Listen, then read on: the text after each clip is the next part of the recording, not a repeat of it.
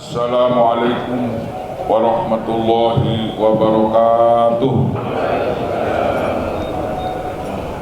Alhamdulillah, wassalatu wassalamu ala rasulillah Muhammad bin Abdillah wa ala alihi wa sahbihi wa mawala, amma ba'du.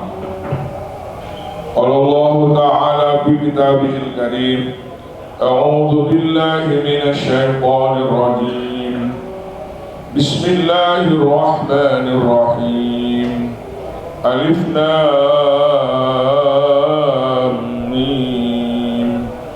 Ahasiban nasu an yusraku an yaqulu amanna wa hum la yuftanun. Walaqad fatanna alladhina min qablihim فَلَيَعْلَمَنَّ اللَّهُ الَّذِينَ صَدَقُوا وَلَيَعْلَمَنَّ الْكَاذِبِينَ أَمْ حَسِبَ الَّذِينَ يَعْمَلُونَ السَّيِّئَاتِ أَن يَسْبِقُونَا سَاءَ مَا يَحْكُمُونَ مَنْ كَانَ يَرْجُو لِقَاءَ اللَّهِ فَإِنَّ أَجَلَ اللَّهِ لَآتٍ وهو السميع العليم ومن جاهد فإنما يجاهد لنفسه إن الله لغني عن العالمين صدق الله العظيم. Alhamdulillah, dengan izin Allah pada pagi ini saya bisa berjumpa dengan bapak-bapak. Walaupun bukan jadwal saya ini mungkin berapa minggu depan. Ini ada telepon dari Abah Raud dan mendadak harus mewakili. Insya Allah kata saya, mudah-mudahan ditakdirkan. Mudah-mudahan Abah Raud segala urusannya dimudahkan oleh Allah Subhanahu Wa Taala.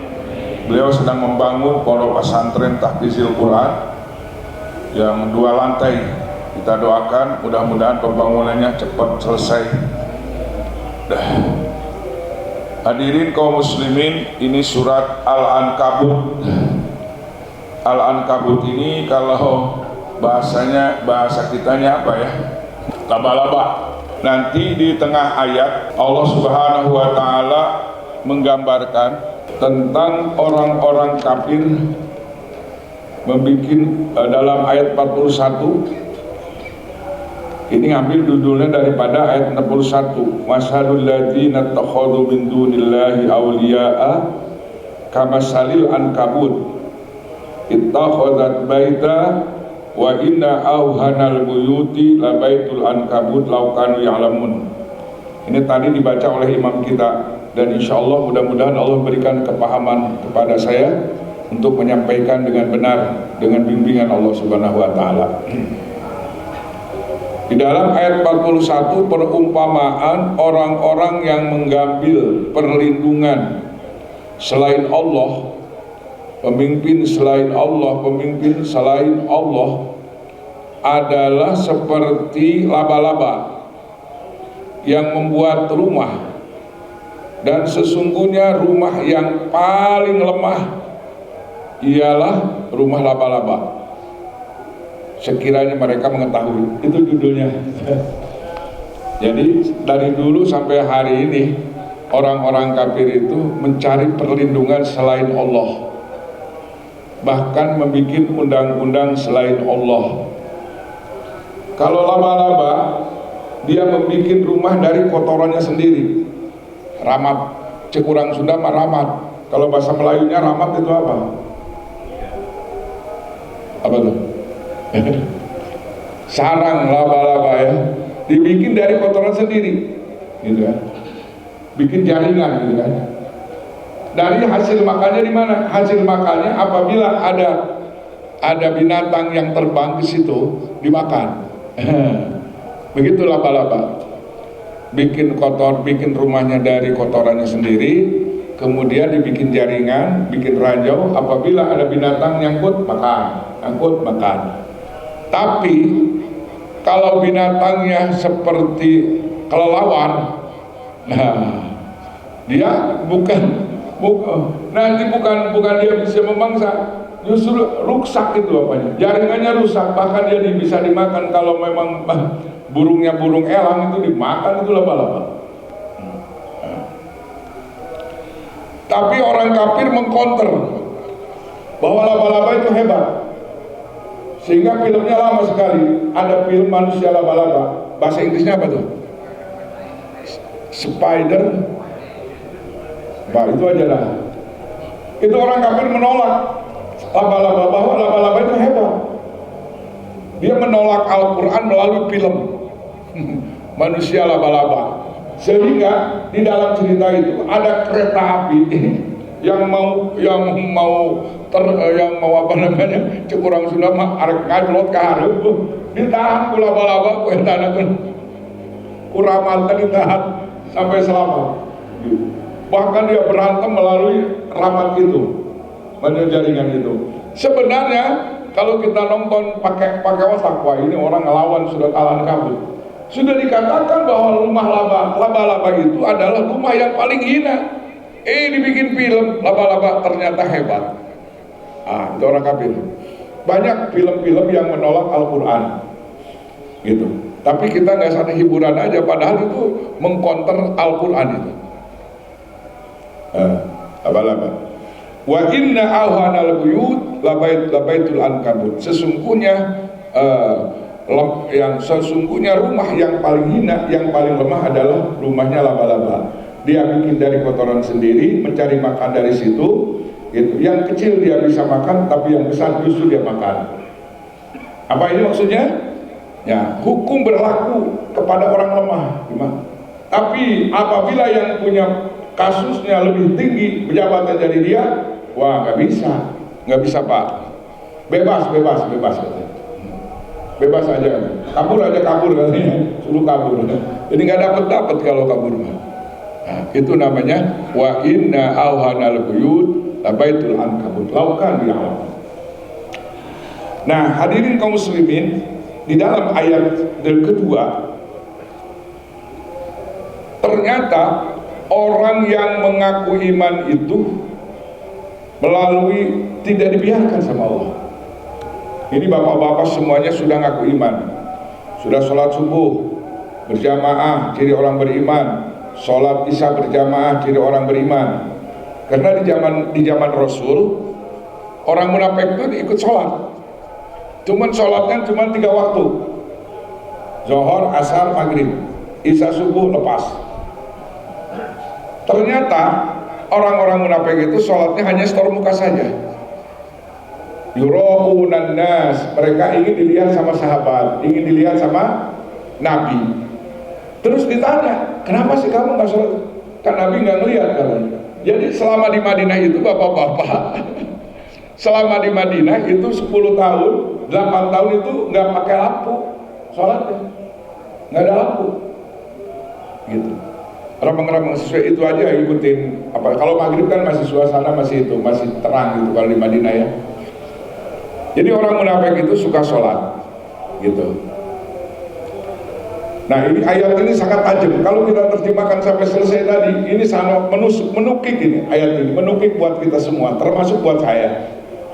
Sehingga Al-Quran mengatakan dalam ayat kedua, ahsiban nasu ayyusraku ayyakulu amana wahum la yuftanun. Apakah mengira manusia akan dibiarkan oleh Allah ketika mereka mengatakan amanna, aku telah beriman? Nah, memangnya Allah biarkan? Enggak. Wahum la yuftanun, apa mereka dibiarkan? Tidak, mereka akan mendapatkan ujian. Coba lihat sejarah tukang sihir. Coba tukang sihir ketika kalah dalam pertandingan dengan Nabi Musa alaihissalam, itu tukang sihir yang 70 kalah. Ada tukang sihir, kalau kamu mengalahkan aku beriman. Udah ada kontak, udah ada perjanjian. Kalau kita kalah, kita iman. Dan ternyata berbisik-bisik tukang sihir, wah ini Musa bukan main sihir katanya, ini kita berantem bukan sama orang tukang sihir, bukan. Sedangkan Fir'aun memproklamirkan bahwa Musa itu jago ilmu sihir, makanya ditandingkan dengan tukang sihir. Pilihan dari 70 dipilih lagi. Ketika pertandingan diselenggarakan, maka tukang sihir kalah. Pikun, apa yang disebarkan oleh tukang sihir itu, tapat tongkat dan tambang dilempar jadi ular, maka kata Gusti Allah, Musa, lemparkan tongkat kamu, innaka antal a'la, kamu menang. Tapi Musa juga lihat bahwa itu hayalan tukang sihir itu benar-benar ular. Takut juga Nabi Musa. Jangan takut Musa, lemparkan tongkat kamu, pasti kamu menang. Pas dilemparkan, kau mau ular itu, ular Nabi Musa memakan ular-ular tukang sihir dan dipegang jadi tongkat tadi. Paul qiyas saharatu sajidin, maka pada waktu itu tukang sihir sujud dan mengatakan, qalu amanna bi rabbi Musa wa Harun, aku beriman kepada Tuhan Musa dan Harun. Kalimat amanah ini nggak dibiarkan sama Allah. Benar nggak nih tukang sihir imannya sama Nabi Musa, benar nggak? Langsung ditegur oleh Firaun, wahai tukang sihir, apakah kalian berani iman kepada Musa tanpa izin aku? La usallibannakum ajma'in, la usallibannakum bi zudu'in nakhli, kau akan aku salib semuanya. Maka pertama hukuman salib itu Firaun. Jadi bukan zaman Nabi Isa yang katanya Nabi Isa disalib, padahal wa ma salabuhu wa ma qataluhu walakin syubbiha lahu. Nabi Musa tidak disalib dan dibunuh. Wa ma qataluhu yaqinan, dan Nabi Musa akan turun kembali insyaallah menurut hadis yang sahih. Nah, hadirin kaum muslimin, subhanallah. Pertama yang membuat loteng itu adalah Firaun, yang bikin bangunan tinggi. Yang pertama bikin salib, hukuman salib adalah Firaun. Jadi disalibnya luar biasa, disalib gitu, simsang. Apa tukang sihir lulus atau tidak? Katanya, qalu la dhaira, wahai Firaun, biarkan aku disalib mati, lepas nyawa daripada aku lepas iman. Coba mu'alaf, baru mu'alaf. Makanya kalau mu'alaf beneran itu dicobanya luar biasa, diusir sama orang tuanya, diusir sama ibunya, diusir sama keluarganya. Banyak kan mu'alaf sekarang yang tadinya mewah kehidupannya, diusir, tidak diapakan, diumumkan ke anak saya. Coba bayangkan. Tapi kalau imannya kuat, dia tetap aja nggak kembali lagi. Jadi banyak sekarang, masya Allah, banjir mu'alaf sekarang. Dengan adanya Alina Baban, dengan adanya Zuma, dengan adanya Wahyu Yahya Walodi, itu banyak berbondong-bondong, bukan manusia biasa, pendeta banyak yang masuk Islam. Tapi ujiannya luar biasa. Irina Handono diusir sama orang tuanya, gitu kan, banyak sekali. Nah ini apa yang disampaikan oleh Allah? Ahasibanna su'ayusrof wa yakulu amanna wahum. Apakah mengira wahai mu'alaf kamu syahadat cukup? Enggak, diuji dulu sama Allah, diusir dulu. Hadirin kaum muslimin, banyak orang-orang yang sukses yang tadinya mu'alaf diusir sekarang jadi ustaz, mengalahkan kita. Banyak sekarang mu'alaf yang hafal Quran, kita mah dari kecil udah tahu alif batasah, teka talal kuliah aja. Allahu Akbar. Nah ini kemudian hadirin kaum muslimin, para nabi pun membawa misi iman. Manusia mengimankan. Bagaimana kalau manusia dakwah iman? Itu lebih dahsyat lagi ujiannya. Ngaku iman saja diuji, apalagi manusia yang mengajak ayo kita iman, ayo kita iman. Ujiannya luar biasa, dibunuh itu. Dakwah iman yang paling dahsyat itu dakwah iman. Orang yang tidak beriman, berbondong-bondong masuk Islam, itu ancamannya lebih dahsyat lagi. Ngaku iman saja ujiannya luar biasa, apalagi manusia mendakwahkan kalimat iman. Hadirin kaum muslimin, Allah sampaikan ayat selanjutnya, walaqad fatanna alladzina min qablihim fala ya'lamanna Allahu alladzina sadaqu wa la ya'lamannal kazibin. Walaqad fatanna alladzina min qablihim, yakin sesungguhnya aku telah memberikan ujian kepada orang-orang yang sebelum kita, sebelum Nabi Muhammad sallallahu alaihi wasallam, sebelum Nabi Isa, sebelum Orang-orang terdahulu pun ketika dia mengatakan iman, maka langsung diuji oleh Allah Subhanahu wa taala. Nabi Ibrahim ujiannya dibakar. Dibakar Nabi Ibrahim. Gara-gara apa? Gara-gara menghancurkan patekong. Nah, kalau sekarang ada seperti Nabi Ibrahim itu namanya radikal apa? Teroris gitu. Kalau ada orang ngikutin gaya Ibrahim sekarang, udah tewak ini, orang radikal, teroris, udah bahaya. Kan dulu ada, inget gak Habib Hussein membom pecah di Borobudur, itu dihukumnya berapa? 12 tahun. Jangan Pak Harto itu ikut Nabi Ibrahim. Ngikutin jejak Nabi Ibrahim. Bukan umat Nabi Ibrahim, umat Kangjeng Nabi Muhammad Shallallahu Alaihi Wasallam. Dengan dakwah yang diruntuhkannya bukan berhalanya, tapi yang diruntuhkan hatinya. Itu dakwah Nabi. Yang diruntuhkan bukan patekongnya, tapi yang diruntuhkan hatinya. Sehingga ketika Futuh Mekah sudah runtuh imannya, sudah runtuh hatinya, maka diruntuhkan tapekongnya. Begitu. Nah, sebenarnya Nabi Ibrahim, semua Nabi Nuh diuji, Nabi Shu'aib diuji, Nabi Musa diuji, semuanya. Orang-orang yang pengikut Nabi juga diuji. Coba Habibun Najjar gara-gara membela kaum Nabi, umat kaum perwakilan Nabi Isa alaihissalam di dalam Al-Quran, Fa'azzaz Nabi Salisin Faqolil Mursalun, orang Intokiyah. Jadi Nabi Isa itu mengutus 2 orang, kemudian ditambah lagi Bisalisin dengan dai yang ketiga, semuanya ditolak. Dan dikatakan sama orang Intokiyah, orang Italia, hei kaum Nabi Isa, kamu datang ke sini bikin sial. Jadi para nabi itu dianggapnya sial. Sampai hari ini bapak-bapak kalau membawa ajaran sunnah, ajaran Islam yang sesungguhnya, maka akan berbentrokan dengan orang-orang yang tidak suka dengan sunnah, akan berhadapan dengan orang-orang perdukunan, persihiran. Jadi ternyata orang-orang dukun ini, mudah-mudahan di sini gak ada dukun ya, ngedengar suara azan itu kalau lagi dia praktik ilmunya itu bisa gagal, Pak. Kalau dia sekarang lagi mempraktekkan ilmu dukun nih, santet, ilmu hitam, ada suara azan, sial, waduh sial, berhenti dulu, Pak. Begitu, Pak.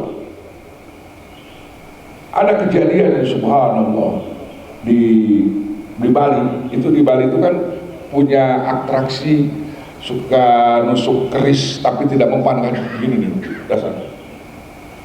Apa yang terjadi? Ketika ada jamaah yang gerak 4 bulan jalan kaki, ketika dia demonstrasi keris tidak mempan itu, azan waktu zuhur, Allahu Akbar, Allahu Akbar, langsung masuk sial suara azan. Nah, maka kaum muslimin subhanallah, dai itu luar biasa. Ujiannya luar biasa. Apalagi nahi munkar, amar ma'ruf tidak terlalu, sholat yuk, berjamaah yuk, tidak terlalu. Tapi ketika kita mengatakan babi haram, arak haram, ayo jadi germo haram, ramai itu. Wah, lain lagi reaksinya itu. Kalau kita nahi munkarnya liyudhirahu ala dini kulli, riba haram, perjudian haram, memimpin orang kafir haram, waduh udahlah, bisa lain lagi kedengarannya sama telinga. Tapi kalau amar mari kita sholat, padilahnya begini, ayo kita sedekah, padilahnya begini, enggak terlalu. Tapi kalau nahi munkar, wasbir ala ma'asobah. Dan Allah yang sudah berani amar nahi munkar, risikonya dibunuh atau dibui, ditahan. Sebab fitnahnya gampang sekarang, anti-teroris, intoleransi, rejim apa namanya, banyak itu kata-kata yang menyudutkan. Ternyata dari dulu juga begitu. Nabi dikatakan orang gila, dukun, kangen Nabi teh, tukang lagu, jabarin anin, diktator, Nabi habis itu. Nah, jadi ternyata hadirin kaum muslimin, orang-orang yang terdahulu sampai hari ini, ketika dia memproklamasikan iman, mendakwahkan iman, itu sudah menjadikan sunnatullah, akan menjadikan ujian dari Allah. Walaqad fatanna alladziina min qablihim, sesungguhnya aku telah memberikan ujian kepada manusia-manusia sebelum umat Kangjeng Rasulullah SAW. Untuk apa ujian itu? Fala ya'lamannallahu alladziina shadaqu wa la ya'lamannal kadzibin. Allah Subhanahu wa taala untuk mengetes siapa yang benar-benar beriman, siapa yang berdusta imannya. Makanya emas kuningan dengan emas asli kuningnya sama. Ayo, sekarang kan orang memilih emas imitasi Pak daripada emas apa? Emas asli, karena sekarang incaran para penjamret itu luar biasa. Wallahu akbar. Kuningnya apa? Kuningnya emas kuningan sari dengan emas asli kalau dipotret sama kuningnya. Tapi maaf, diujinya dengan apa coba? Bukan dengan air madu, betul. Diujinya bukan dengan air gula, bukan. Diujinya dengan air apa? Air keras. Nah, kalau air keras ini kalau kuning sari pasti jadi putih. Wah, palsu dia. Kemudian kalau emasnya asli tetap tidak akan berubah. Dan anehnya emas itu ada keistimewaannya. Emas itu kenapa? Dulu zaman Rasul, ya sebelum zaman Rasul ada uang emas dan perak. Itu kalau kebakaran, bapak-bapak, ini kebakaran nih, punya emas sekilo nih, kebakaran, setengah gram, seperempat gram itu emas tidak akan hilang. Luar biasa. Coba. Kalau besi bisa kurang, tapi kalau kebakaran emas tidak akan hilang. Kemudian emas itu mau berbentuk apapun laku. So kayaknya kita bawa duit 100.000 disoekeun sepotong laku malah laku. makanya A'agim Muammar Gaddafi dulu mengumumkan, saya jual beli dibayarnya dengan emas. Amerika gila goyang. Saya tukar emas, minyak, kata orang Muammar Gaddafi, saya tidak tukar dengan uang, tapi saya tukar dengan emas. Kenapa? Karena dolar ini bukan pengendalinya orang-orang gedung putih dikelola lagi kepalanya oleh Yahudi. Itu Pak. Coba kita ngeri kan, $1 sekarang berapa Pak? Ngeri kita. Allahu Akbar. Sama real saja, dulu waktu saya 96 itu real itu 600 perak. Sekarang satu realnya berapa? 3.000. Coba, kalah gitu, dipermainkan. Tapi kalau uang emas luar biasa. Allahu Akbar. Dipotong emas tuh dijual laku. Gelang laku, dipek-pek laku, orang laku emas. Nah, orang beriman pun begitu. Dalam suasana apa? Suasana tenang, suasana tidak tenang, tetap orang beriman itu berharga di sisi Allah Subhanahu wa taala. Maka di zaman Rasulullah Shallallahu alaihi wasallam ada orang yang mengatakan, dalam surat Al-Munafiqun dijelaskan, idza ja'akal munafiquna qalu nashhadu innaka la rasulullah wallahu yashhadu innal munafiqina lakadzibun. Ini ada dalam surat setelah surat Al-Jumu'ah ya. Setelah dalam surat Al-Jumu'ah mengatakan bahwa orang-orang munafik datang kepada baginda Nabi Muhammad SAW dan menyatakan bahwa dia orang saya, wahai Rasulullah, aku bersaksi bahwa engkau adalah sebagai nabi utusan yang sangat mulia. Maka apa jawab Nabi? Jawab Allah Subhanahu wa taala, wallahu yashhadu innal munafiqina lakadzibun. Dan Allah bersaksi bahwa orang-orang munafik imannya itu adalah dusta. Subhanallah. Idza ja'akal munafiquna qalu nashhadu innaka la rasulullah wallahu ya'lamu innaka la rasuluh wallahu yashhadu innal munafiqina lakadzibun. Taya mas palsu nyaksian tetanggung-tanggung eta orang munafik mengikrarkan syahadat di hadapan baginda Nabi Muhammad sallallahu alaihi wasallam, tapi ternyata ikrarnya didustakan oleh Allah Subhanahu wa taala. Wallahu yashhadu innal munafiqina lakadzibun. Apabila datang kepada orang munafik pada engkau Muhammad, dia akan berkata, aku bersaksi bahwa engkau adalah yakin utusan Allah. Dan Allah tahu, memang tahu Allah itu adalah engkau Muhammad sebagai utusan Allah. Tapi Allah bersaksi bahwa orang munafik kesaksiannya adalah dusta. Nah, di sini sambungkan, fala ya'lamanallahu alladziina shadaqu wa la ya'lamanna al-kadzibin. Untuk apa kita diuji sampai hari ini? Untuk mengetahui mana iman yang asli, mana iman yang palsu. Dalam surat Al-Baqarah apa sampaikan? Wa minan nasi may yaqulu amanna billah wa bil yaumil akhir wa ma hum bimu'minin. Ada sebagian manusia yang ngaku iman kepada hari kiamat, kata Allah, wa ma hum bimu'minin, padahal mereka tidak beriman. Kaji dusta, bohong. Nah kemudian orang munafik ikut perang, perang Tabuk atau perang Uhud, dia di tengah jalan pulang lagi. Ini diterangkan dalam surat At-Taubah. Hei, kenapa kamu pulang lagi? Jawabnya panas, musim panas. Katakan kata Allah, api neraka lebih panas daripada matahari. 300 orang kembali lagi. Tuh palsu, imannya palsu. Ulang berangkat, udah siap berangkat. Yang tadinya 1000 pasukan dipimpin oleh Abdullah bin Ubay bin Salul. Dia pulang, kata Abdullah bin Salul, anak buah berangkat, pulang lagi. Pulang 300 orang. Jadi Nabi berangkatnya 700 orang. Nah ini di zaman Rasul, wala ya'lamanal kadzibin, Allah mengetes Abdullah bin Ubay ternyata imannya palsu. Nggak tanggung-tanggung si Abdullah bin Ubay bikin masjid. Coba ngeri nggak, hebat nggak? Bikin masjid.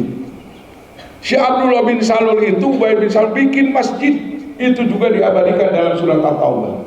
Walladzina takhadhu masjidan diraron wa kufran wa tafriqan bainal mu'minin wa irsadan liman haraballahu wa rasulah. Orang-orang munafik nggak tanggung-tanggung bikin masjid, mewah masjidnya. Penelitiannya siapa coba? Pendeta dari Syria. Gila kan?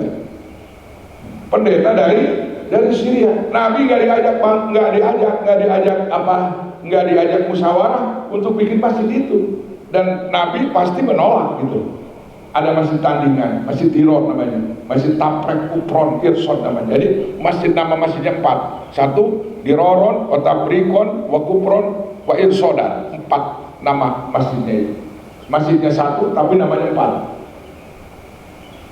Nah, suatu saat itu pintar Abdullah bin Salul merangkul Nabi. Assalamualaikum ya Rasulullah. Medok tuh, medok bahasa Nabi. Quran lagi medok.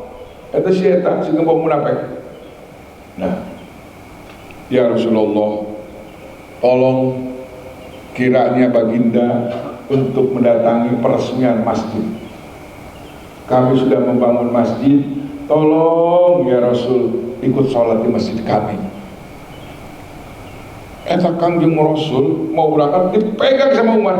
Ya Rasulullah, bukanlah dia udah jelas orang munafik, kenapa mau mengikuti undangan? Kata Rasulullah, aku tidak akan berhenti sebelum turun ayat. Karena Nabi itu nggak mau bergerak menurut instruksi dari Allah. Maka ketika mau berangkat, turunlah ayat, wala tusalli ala ahadin minhum mata abada. La taqum fihi abada. La masjidun ussisa ala taqwa. Muhammad, kau jangan sholat di situ. Karena masjid yang sungguhnya pada asas takwa. Sebab asas masih Abdullah bin Ubay bukan asas takwa, tapi asas diror untuk membuat pengacauan. Setelah kacau, wataprikon, manusia bisa pecah belah. Wakupron bukan dasar iman, dia kafir sesungguhnya.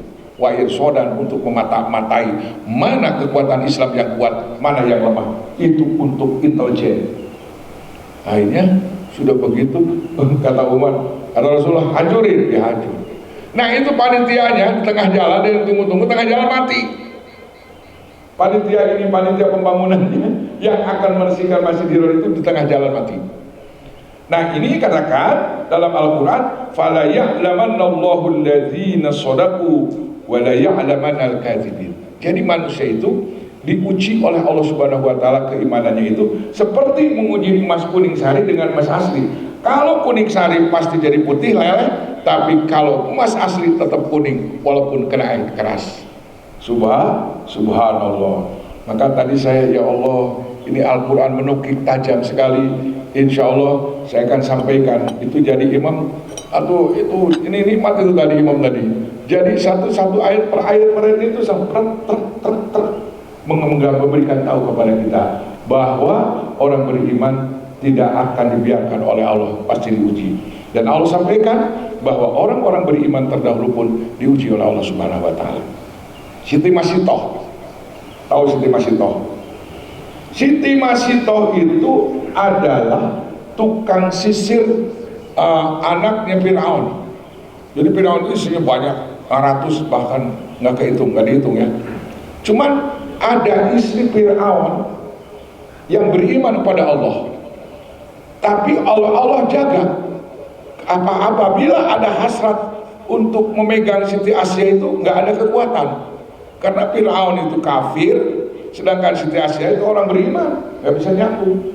Makanya jangan coba-coba kawin beda agama, tidak akan bahagia. Itu sudah dikasih contoh. Tidak ada kebahagiaan. Ingat nggak yang lagu Lembayung Sutra? Siapa itu? Majamal Mirdad.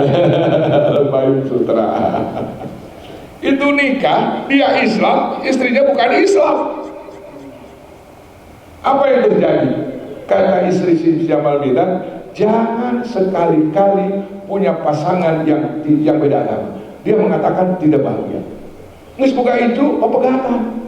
Mencari kebahagiaan dalam pertikaian beda agama tidak akan mendapatkan kedamaian. Tidak ada dapat sakinah mawaddah warahmah. Ingat, ada seorang anak raja Kasep, pemajikan gelis, nikahnya ditayangkan ke seluruh dunia, dan perceraian pun ditayangkan ke seluruh dunia. Siapa itu? Di Inggris siapa namanya? Pangeran gelis, Kasep, bengar, tapi tidak ada kedamaian. Kenapa? Tidak ada iman. Yang membawa kedamaian adalah iman. Kesenangan boleh, tapi kedamaian tidak ada. Nah, hadirin kaum muslimin, itu Siti Masitoh ketika mau mengambil sisir yang udah jatuh, ngomong begini tuh si Masitoh. Masitoh itu perempuan, sebenarnya bukan nama orang, tapi profesinya tukang sisir. Wanita tukang nyisirin anak Firaun. Pas jatuh itu sisir ngomong begini, Bismillahi ta'isha Fir'aun. Kata anak Firaun, kamu berani ngomong dengan menyebut Allah, celaka Firaun. Orang sudah ngaku Tuhan. Kalau orang nggak ngaku Tuhan, itu ayat Firaun. Lalu tenurut kodaran, karena dalam jelema anu sok adat-adatan tenurut eta aya warisan Firaun. Jalan tenurut ka Aisyah, awas ya. Eta Firaun ngaranna. Pan urang mah nurut kudu titah ka Allah jeung ka Rasulullah. Ieu mah titah nurut ka manehna. Eta ngaranna murid Firaun eta gitu. Nah, setelah itu ini wala qad fatana alladziina. Maka ketika Siti Masitoh mengatakan Bismillahirrahmanirrahim, langsung dilaporkan sama putrinya Firaun, langsung dipanggil, interogasi di sidang. Wahai Masitoh, benarkah kau mengatakan ada Tuhan selain aku? Eta Siti Masitoh imannya kuat. Rabbi wa rabbukallah, Tuhanku dan Tuhanmu adalah Allah, bukan kamu. Wah, marah. Firaun marah. Ada dua opsi. Sekali lagi. Apakah kamu mengaku aku sebagai Tuhan? Kamu selamat. Tapi kalau kamu tidak mengakui aku sebagai Tuhan, kamu akan kurebus kamu dengan kulon. Kata Siti Masitoh, no problem. Biarkan aku mati melepas nyawa, asal imanku jangan lepas. Akhirnya, maka ketika Isra Mi'raj, Nabi Muhammad melewati tempat yang sangat wangi. Kata Rasulullah, Jibril, ini wangi amat ini. Kata malaikat Jibril, ini adalah kuburan Siti Masitoh yang dibunuh oleh Firaun gara-gara tidak menerima sebagai Tuhan Firaun. Nah itu, walaqad fatana alladziina min qablihim fala ya'lamanna Allahu alladziina shadaqu wa la ya'lamanna al-kadzibin. Ya, jadi di zaman Rasulullah juga ya, waktu sholat Isya nggak kuat, Isya dan subuh. Nah, karena kata Nabi, sholat yang paling berat bagi orang munafik adalah sholat Isya dan subuh. Maka ada berita sangat masyhur ini, itu di Masjid Al-Aqsa ada intel mengintel mendata di Masjid Al-Aqsa itu sholat Isya dan sholat subuhnya sama nggak dengan sholat duhur, sama dengan sholat Jumat. Itu ada namanya pendeteksi, ditegur. kamu lagi ngintip apa? Kata orang Yahudi, aku lagi ngintip umat Islam. Kalau sholat isya dan sholat subuhnya berjamaah seperti sholat Jumat, aku kalah. Jadi rumusannya orang Yahudi, kalau umat Islam sudah bersatu di masjid, sudah berjamaah di masjid, dia sudah mengatakan kalah sebelum bertanding. Maka sekarang Yahudi nggak takut, siapa takut? Makanya gue takut. Islam sama Islam juga berantem. Coba di Indonesia setiap hari berantem terus tuh di YouTube. Gitu. Berantemnya masalah guru lagi, bukan masalah pokok, masalah guru dikembangin, gitu kan? Kata Yahudi, terus berantem, terus kata orang-orang kafir, terus berantem Islam dengan Islam, nanti tanahnya dicaplok wong di seluruh Indonesia, gitu. Kaya nata penjajahnya. Jadi hadirin kaum muslimin, subhanallah, kita jangan dikira kita lagi membangun masjid emang gak ada uji. Jangan dikira orang yang lagi sholat tahajud, yang lagi sholat duha, yang lagi sholat Senin Kemis, yang lagi sedekah, emangnya nggak diuji sama Allah. Ujiannya berbentuk apa-apa. Wala nabluwana bisyai'in minal khawf wal ju' wa naqsi minal amwal wal anfusi was samarat. Kadang-kadang diuji dengan anak, diuji dengan sakit, gitu kan? Saya punya kawan subhanallah itu Habib Haidar 5 tahun itu tangguh itu.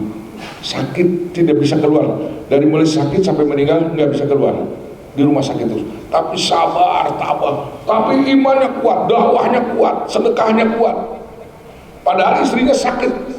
Nah ini ujian, berbentuk ujian istrinya yang sakit, dibentuk ujian anak, dibentuk ujian usaha. Itu orang beriman pasti diuji sama Allah. Ini dalam Al-Quran, dalam surat Al-Baqarah kan disebutkan, wala nabluwannakum bisyai'in minal khawfi wal ju'i wa naqsim minal amwali wal anfusi was samarat wa basyiris sabirin alladzina idza asabathum musibah qalu inna lillahi wa inna ilaihi raji'un. Saudara-saudara kita yang menerangkan liyudhhirahu ala dini kulli, saudara-saudara kita yang menampakkan, mentohirkan agama seluruhnya, maka walau karihal musyrikun, orang-orang musyrik akan benci kepada orang yang vokal, yang menjelaskan Islam dengan sesungguhnya. Siapa yang benci? Orang-orang musyrik, orang-orang munafik tidak suka. Diuji, ada yang di penjara, ada yang mati di penjara, kan? Ada yang bebas bersyarat. Ya sekarang kan begitu ya. Subhanallah, itu ujian. Memang risikonya begitu. Orang pejuang-pejuang agama dari zaman dulu sampai hari ini, orang yang menegakkan kalimah Allah, menegakkan keimanan, itu ujiannya luar biasa. Imam Syafi'i nggak tanggung-tanggung, coba dipitnahnya sebagai Syiah, dirantai Imam Syafi'i, dirantai. Yang menghukumnya juga turunan Imam Syafi'i juga sama, yang jadi khalifah itu turunan Imam Syafi'i, dirantai Imam Syafi'i, dipitnah apa? Dipitnah menjadikan Syiah, dibui. Imam Hanafi diracun, Imam Hambali meninggalnya di penjara gara-gara mengatakan Quran itu makhluk atau kalamullah, makhluk atau sifat qadim atau makhluk. Waktu itu bahwa Quran itu makhluk, masalah baru, perkara baru, ciptaan Quran itu, kata penguasa pada itu. Sebab kata Imam Ahmad bukan kalam Allah, kalam qadim, bukan makhluk, bukan Quran itu. Akhirnya dipenjara gara-gara itu. Imam yang 4 itu semuanya dapat ujian dari Allah Subhanahu wa taala.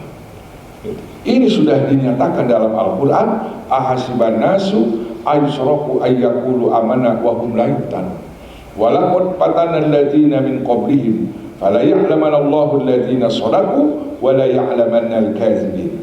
Jadi di zaman Rasul pun sudah ketahuan, yang 700 ikut perang, yang bohong imannya pulang lagi ke rumahnya. Masya Allah.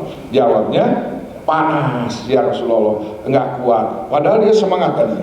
Sama, ayo kita perang. Udah tengah jalan pulang lagi. Di sini kata Allah, wala ya'lamanna al-kadzibin.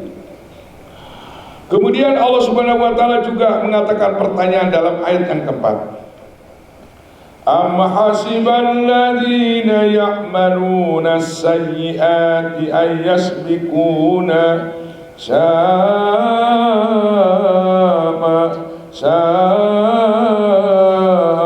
yahkumun. Allahu Akbar. Ataukah orang-orang yang mengerjakan kejahatan itu mengira bahwa mereka akan luput dari azab Allah Subhanahu wa taala, dari azab kami, gitu kan? Kata Allah Subhanahu wa taala, sa'ama yahkumun, sangatlah buruk apa yang mereka hakimi. Jadi orang-orang munafik itu disangkanya kalau berbuat salah itu enggak dihukum sama Allah, enggak merasa dihukum. Dia nggak bohong, asal malah enak, tidak ada apa-apa. Nggak bohong, memfitnah. Kan orang munafik itu nggak bohong, fitnah, nggak bohong, sudah janji, amanat, khianat. Itu disangkanya sama mereka nggak ada perhitungan. Disangkanya nggak ada apa-apa, disangkanya nggak ada saksi, nggak ada sanksi. Padahal kata Allah, ahasibal ladzina ya'maluna sayyi'ati yasbiquna sama yahkumun. Alangkah jeleknya apa yang dia hakimi. Enggak, semuanya perbuatan orang munafik nanti ada jawabannya. Di dunianya orang munafik itu ya mahud muzabzabina, bingung, dia berkaki dua, namanya kalau bunglon. Di depan Nabi ngaku iman, di depan orang kafir ngaku kafir. Gila gak coba? Muzabzabina baizana, zalim, orang kafir, orang munafik. Itu disangkanya biasa-biasa aja. Maka hadirin kaum muslimin, ayat selanjutnya, ayat perlu kita cermati. Selanjutnya apa yang kata Allah? Man kana yarju liqa'allahi fa inna ajalallahi la'at wa huwa as-sami'ul 'alim. Man kana yarju liqa'allah, barang siapa yang berkehendak untuk bertemu dengan Allah, fa inna ajalallahi la'at, sungguhnya ajal Allah itu, kematian itu pasti akan datang, kiamat itu pasti datang. Barang siapa yang mengharapkan pertemuan dengan Allah Subhanahu wa taala, kata Allah Subhanahu wa taala, maka fa inna ajalallahi la'at, maka sesungguhnya apa yang dijanjikan oleh Allah Subhanahu wa taala itu pasti datang. Apa? Kematian, hisab, yaumul kiamah itu pasti datang. Jadi mudah-mudahan kita ini sedang perjalanan akan bertemu dengan Allah. Semuanya kita perjalanan, sedang berjalan untuk bertemu dengan Allah. Pintu untuk bertemu dengan Allah itu kematian. Kullu nafsin za'iqatul, pasti akan mati. Itu. Cuman mati kemarin saya lihat ini, ada orang yang dakwah kalimat la ilaha illallah, itu di tempat pertemuan diundang sama seseorang, ada seorang ulama mengucapkan Abdul zikri fa'alam annahu la ilaha illallah man kana akhiru kalami la ilaha illallah, langsung meninggal. Masya Allah, lagi dakwah kalimat la ilaha illallah, lagi mengagungkan, barang siapa yang akhir hayatnya mengucapkan kalimat la ilaha illallah pasti dia masuk surga. Meninggal, yang dakwahnya itu meninggal. Subhanallah. Ada orang yang lagi meninggal lagi sujud. Ada lagi orang yang mau khutbah Jum'ah meninggal, ada macam-macam orang manusia itu. Ya, ada yang lagi sujud, ada yang lagi tahajud. Teman saya habis sholat tahajud meninggal. Ada di pesantren namanya Ahmad, habis sholat tahajud meninggal. Luar biasa. Meninggalnya di pondok pesantren. Itu luar biasa. Makanya kita minta sama Allah, Allahumma inni as'aluka husnal khotimah wa a'udzubika min syarril aqibah wasuil khotimah. Minta sama Allah. Setan paling sakit. Setan kalau ingin tahu setan sakit, ketika dia berdoa, Allahumma inni as'aluka husnal khotimah, itu sakit setan tuh. Sakit setan. Karena kalau kita minta husnul khotimah, 3 kali habis sholat berturut-turut, itu yakin insya Allah apa yang kita dawamkan itulah yang akan dikabul oleh Allah Subhanahu wa taala. Allahumma inna nas'aluka ridhaka wal jannah wa na'udzubika min sakhatika wan nar. Allahumma inni as'aluka husnal khatimah wa a'udzubika min syarril aqibah wa su'il khatimah. Ya Allah, itu ada nama Abu Sofyan. Ternyata Abu Sofyan itu ada dua yang saya tahu di zaman Rasul. Ayah Abu Sofyan mertua Nabi, ayah Abu Sofyan bin Haris. Itu dua-duanya manusia with English imannya itu. Tahu with English? Lama. Udah 20 tahun baru iman. Itu yang namanya Sufyan bin Haris itu setiap hari membikin nasib, membikin puisi, membikin syairan. Puisi dan syairan itu tiap hari menghina Nabi Muhammad SAW. Tapi karena kehendak Allah, tadinya Nabi juga nggak suka. Maka si Sufyan bin Haris, kalau saya nggak terima iman, anak saya akan bunuh dan saya akan kabur dari Mekah dan akan menghina. Akhirnya Nabi menerima keislaman si Sufyan bin Haris. Nah, ketika dia sudah perang Hawazin, perang terakhir Nabi itu, perang Hawazin, maka dia menjadikan pasukan yang seperti Hamzah, kegagahan seperti Hamzah. Padahal dia 20 tahun siang malam membenci Nabi. Abu Sofyan setiap masa, setiap perang pasti dia jadi komando perang. Tapi Allah Subhanahu wa taala menakdirkan lain. Dua-duanya Abu Sofyan akhirnya husnul khotimah. Husnul khotimah. Masya Allah. Jadi jangan kita mengatakan dia kafir, belum tentu, itu proses. Barangkali tahun depan dia masuk Islam. Betul. Coba Bapak tahu nggak Arnold dari Belanda, itu nama sutradara menyebarkan film menghina Nabi, namanya Al-Fitan, judulnya Fitnah. Itu filmnya menghina Nabi. Di Eropa, Inggris semua ditayangkan. Tapi apa akhirnya? Allah berkehendak dia jadi husnul khotimah. Langsung dia naik haji, datang ke Mekah, ziarah, nangis di hadapan Nabi, mengakui bahwa saya adalah orang berdosa yang meminta engkau ya Rasulullah husnul khotimah. Karena banyak sekarang yang tadinya galak itu, walau ini kan pendeta, itu pendeta kelas kaliber, dia suka bikin produksi pendeta, tapi ketika masuk Islam luar biasa.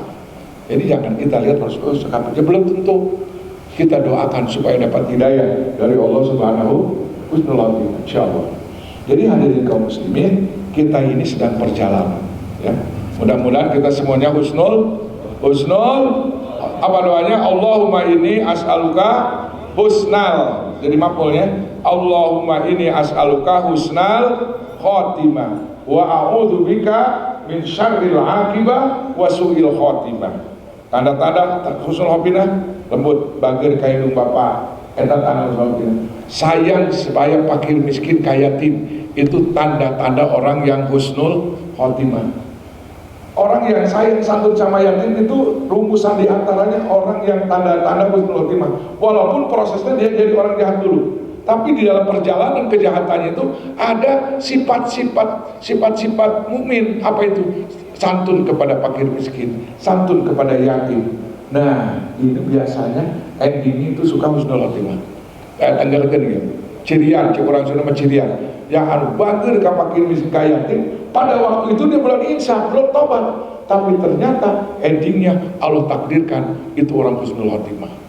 Ya, maka hadirin kaum muslimin, dalam surat Al-Kahfi permodalan kita bagaimana ketika berjumpa dengan Allah Subhanahu wa taala, kita supaya disambut oleh Allah Subhanahu wa taala sebagai hambanya yang dicintai oleh Allah Subhanahu wa taala. Dalam surat Kahfi terakhir ada, ya.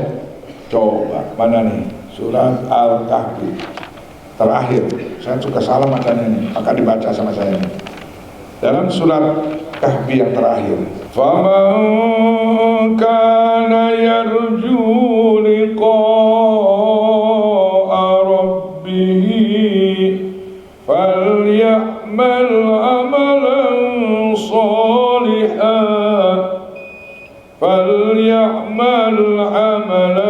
salihan wa la yushrik bi'ibadati rabbih ahada.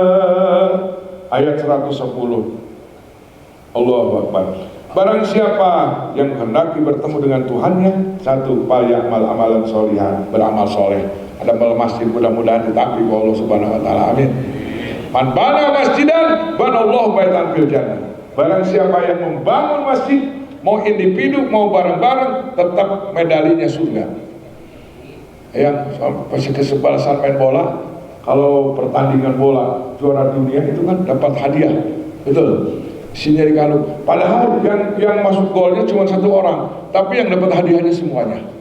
Ya, semuanya ini kita orang panitianya mudah-mudahan diterima oleh Allah, bendaharanya diterima oleh Allah Subhanahu wa taala, yang menyumbangkan 5.000 diterima oleh Allah Subhanahu wa taala, yang 1 juta diterima, yang lebih dari itu mudah-mudahan diterima, karena ini masjid ini adalah proyek bangunan, bukan bangunan dunia sebenarnya, ini bangunan surga. Man bana baitan, man bana masjidan fid dunya banallahu baitan fil jannah. Barang siapa yang membangun masjid di dunia, maka Allah akan diberikan istana di surga untuk selama-lamanya. Masya Allah. Jadi ini masjid kalau jadi luar biasa dia. Nah, jadi tandanya orang yang cinta kepada agama itu lihat masjidnya. Kalau masjidnya bagus, rumahnya jelek, oh cinta agama. Tapi jangan sampai begini, mobil, rumahnya mewah-mewah, musola letik, 4 kali 4, gimana mah tilutikan, musola nanti lu meter, aduh, kata maka ciri teman, ciri imannya teman, hepek teman. Tapi Nabi mengatakan, walaupun sebesar burung pipit kita bikin masjid tetap dapat pahala. Tapi jangan begini, kita bikin rumah sebesar masjid sendirian, anggus, aduh ngomong Sunda ya nih, artinya. Ada yang paham ada? Aduh, saya suka ngomong Sunda nih, kalau saya sudah paling jadi ngomong Sunda nih. Barang siapa ada orang yang bikin rumah sebesar masjid sendirian, selesai. Paham? Tapi ada orang yang bikin masjid segede rumah, kulobaan can anggus-anggus. Paham? Saya ngomong Sunda paham gak ini? Ya nggak paham masalah. Fal ya'mal amalan sholiha. Barang siapa yang ingin bertemu dengan Tuhannya, modalnya fal ya'mal amalan sholiha. Beramal dengan amal soleh. Amal soleh yang mengejutkan diantaranya adalah bikin masjid. Mudah-mudahan tahun depan selesai ya kira-kira. Insya Allah pasti, orang beriman pasti. Nah, yang kedua persyaratannya kata Allah, wala yusyrik bi ibadati rabbih ahada. Sing hade urang ongkoh ngaku ka Gusti Allah tapi ngaku pangeran kesalian di Allah. Ayo dalam semoga haji ka Gunung Kawi. Tahu Gunung Kawi? Coba pengen dengar. Ada yang dengar di Gunung Kawi ada? Ada? Ongkoh mah yang jadi haji. Kudu ka Gunung Kawi wae. Boga keyakinan di Gunung Kawi aya anu mere rezeki salian ti Allah. Eta dicampuran ongkoh nyembah ka Allah tapi aya sembahan salian ti Allah. Eta mah mal bisa. Malaikat nehi perboden kamu musik sama Allah. Ada di hati kamu ada Tuhan. Cok kamu si Allah nyembah. Atuh ka jelema ka setan oge nyembah. Nah, eta mah bisa. Sekarang kita bikin analogi aja. Bapak sudah mengadakan janji setia. Istri Bapak janji setia bahwa saya yang pertama dan terakhir. Tanya, sampai kapan kamu rumah tangga? Sampai yang pertama dan terakhir. Kita sampai masuk surga. Perjanjiannya begitu dan setia. Pas kita lagi keluar negeri, bubuku handel kita pemajikan orang. Nerima telepon, I love you, don't forget me. Wih, gelo itu. I miss you, di kabogohna. Mengani kabogohna teh anak buah anak ini. Aduh. Jadi ayo ngimah di mobil pemerikan emas berlian seluruh pakas pas ditinggal sama suaminya pacaran kita teman saya ditembak kita mau ngomong salah modal ngambek Kita, Allah bikin bumi, langit, semuanya dari Allah. Ya, matahari dari Allah, semuanya ciptaan ini, fasilitas semuanya dari Allah. Minallah, la syarikalah, tidak ada yang membantu. Bikin bumi, bikin apa, bikin langit, bikin semua fasilitas dunia ini ciptaan Allah, dan Allah tidak berserikat ketika menciptakannya. Allah sendiri Maha Tunggal. Di Fatihah, iyyaka na'budu wa iyyaka nasta'in. Hanya kepadamu aku beribadah, dan hanya kepadamu aku minta tolong. Nyembah, percaya karena tuyul belagu kita punya. Minta malah. Wala yusyrik bi ibadati rabbi, ada, jangan ada di hati selain Allah. Ma fi qalbi ghairullah, tidak ada di hati kita kecuali Allah. Dunia boleh ada di kantong, boleh. Mobil ada di garasi, boleh. Tapi jangan sekali-kali mobil masuk ke hati. Jangan sekali-kali duit masuk ke hati. Jangan sekali-kali bayangan wanita masuk ke hati. Yang ada hanya Allah. Nah ini ketika ada firman Allah, ya ayyatuhan nafsul mutmainnah, irji'i ila rabbiki radiyatan maradiyah, fadkhuli fi ibadi wadkhuli jannati. Kita ulang. Kalau dipanggil ku presiden, dikambil ku atasan kurang, bunga, bahagia. Kita punya dunungan baik sekali. Kasih rumah, kasih mobil, pas ditelepon, bang, abang sekarang datang ke rumah komandan. Siap komandan. Padahal jam 3. Bahagia. Kenapa? Bosnya baik sekali. Begitu. Kasih mobil, kasih dipanggil. Padahal di sini lagi hamil, dipanggil. Berangkat ya, antar ke bandara. Siap bos. Padahal di sini lagi nggak bilang begini. Maaf, Pak Bos. Istri saya enggak berangkat. Panggil. Siap melaksanakan tugas. Undang. Ada hajatan, siap. Nah, orang beriman itu ketika mati itu sukan buat musibah. Mati itu adalah panggilan Allah. Panggilannya indah. Ya ayyatuhan nafsul mutmainnah, irji'i ila rabbiki radiyatan maradiyah, wadkhuli fi ibadi wadkhuli jannati. Wahai orang yang tenang. Siapa orang tenang? Orang beriman. Orang yang selalu berzikir. Ala bizikrillahi tatmainnul qulub. Dipanggil ku Allah. Mereka mana Pak? Aduh, ayah juragan panggil. Iya, datang malaikat maut. Kamu sekarang akan senyum. Orang, aku berjumpa dengan Allah. Dan insya Allah kami mau beriman, tidak disertai dengan kesyirikan. Nah, mudah-mudahan ya, kita maut husnul. Ketika datang malaikat maut kita senyum, ucapkan kalimat la ilaha illallah. Man kana akhiru kalamihi la ilaha illallah dakhala jannah. Barang siapa yang di hayatnya mengucapkan kalimat la ilaha illallah, pasti akan masuk surga. Ada yang langsung, ada yang waiting list. Kita mah jangan ada yang waiting list. Makanya doa anak, saya dulu waktu pesantren agak protes juga sama doa ini. Rabbana atina fid dunya hasanah wa fil akhirati hasanah. Kok pakai wakil azabana? Itu waktu pesantren. Banyak waktu saya belum ngaji sempurna, belum tuntas, banyak protes dengan Al-Quran saya.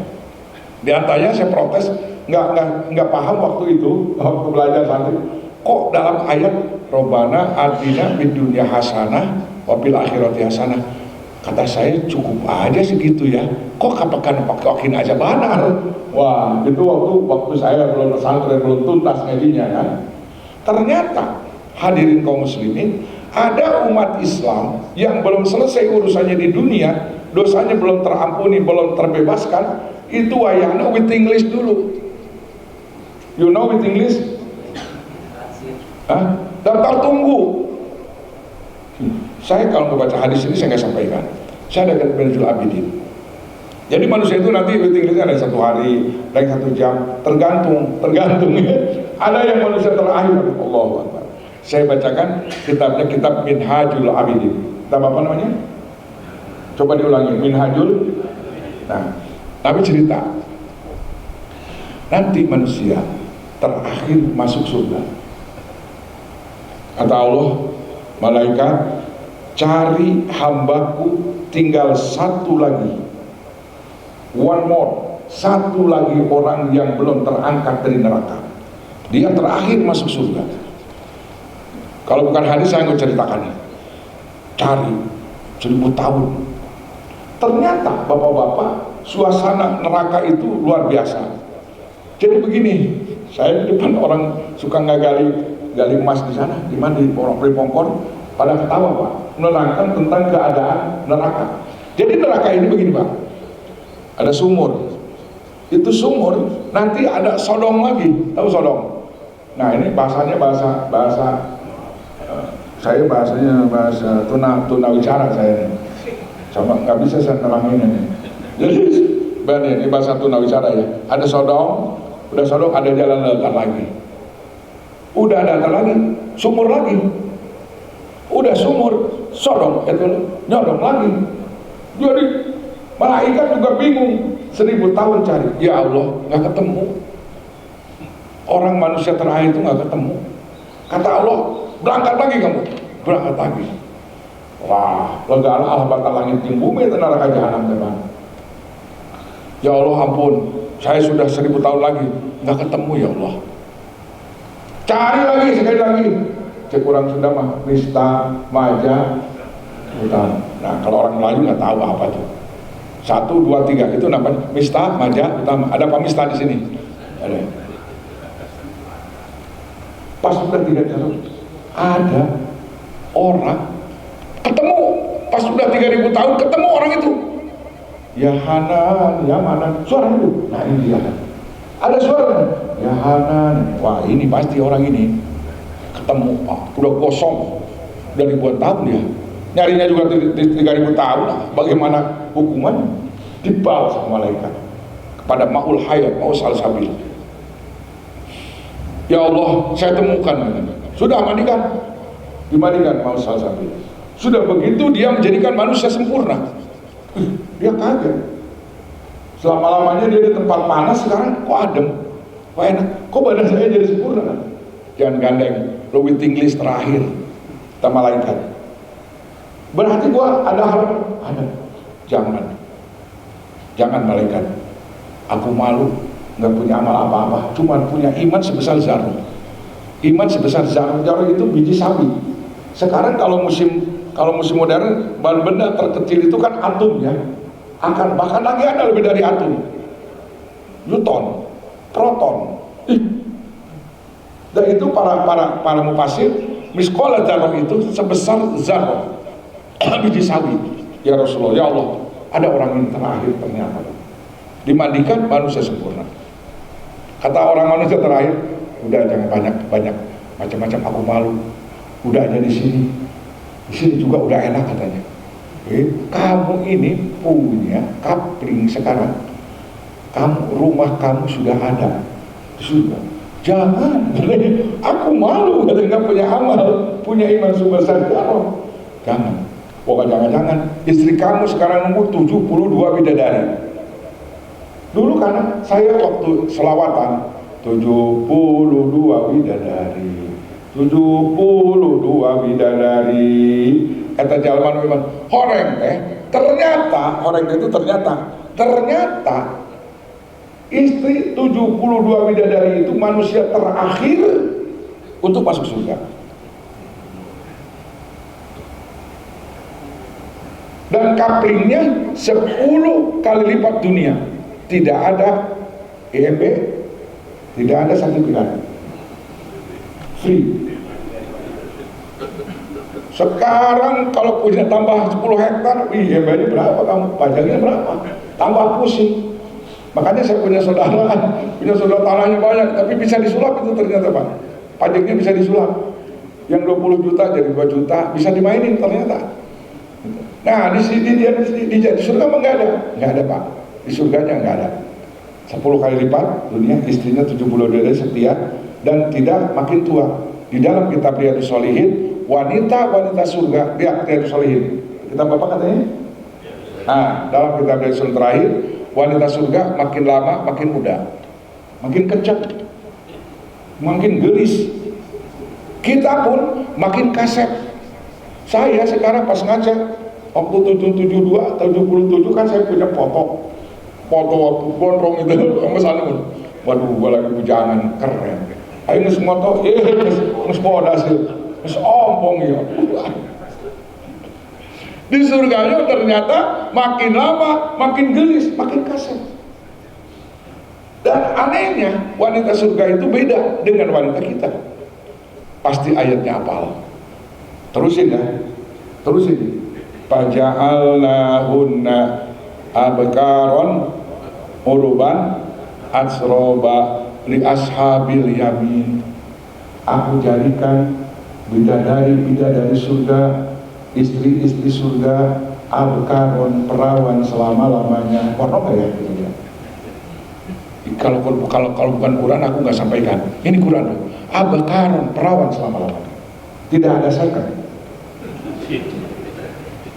Ini bukan main-main, aku cerita sebenarnya ini. Tidak ada second. Artinya, kalau kita punya istri udah 1 bulan cerai, udah apa? Second. Gitu, turun harganya juga. Kalau masih profit kan, Alphard pas udah 3 bulan jadi murah.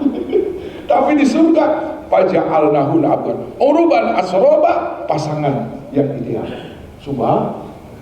Di surga itu, kalau dibaca ayatnya, senang sekali. Ternyata di surga itu ada air arak, ada air susu, air tawar, air madu. Dan air arak ini beda dengan arak yang ada di dunia. Kalau arak di dunia itu pusing. Kalau orang bilang fly to sky, fly to the sky, bayar. Di Al-Quran itu ada. Ternyata arak itu la yusaddauna wala, tidak pusing, tidak goyah. Enak ada, tidak ada fly, ada juga happy. Itu di surga. Subhanallah. Nah, ketika Sayyidina Umar mengatakan, mendengar ada manusia terakhir, ini udah Isra belum? Udah waktu ya? Udah kerasa, udah Isra kan? Udah setengah menit lagi ya. Nah, ketika Rasulullah menjelaskan tentang manusia terakhir, Umar saking merasa dosanya, laitani hadar rajul, kata Umar, ya Rasulullah, barangkali orang itu saya. Dulu lama kajian aing manusia terakhir ya, asal masuk ke surga, ku rumah sana banyak dosa di hadapan Allah. Ketika Nabi mengatakan ada manusia terakhir ke surga, kata Umar, laitani hadar rasul, barangkali orang itu saya. Masya Allah, ku rumah sana. Tapi Umar sudah dikatakan dalam hadis Bukhari bahwa Umar bin Khattab punya istana di surga, sudah diperlihatkan kepada baginda Nabi Muhammad SAW. Kesimpulannya, mari kita bersiap-siaplah orang yang sedang berjuang di jalan agama Allah, bersiap-siaplah untuk diuji oleh Allah, dan jadikanlah kita ujian ini sebagai peningkatan keimanan kita. Subhanallah, subhanakallah bihamdika, asyhadu an la ilaha illa anta, astaghfiruka wa atubu ilaik. Mohon maaf. Assalamualaikum warahmatullahi wabarakatuh.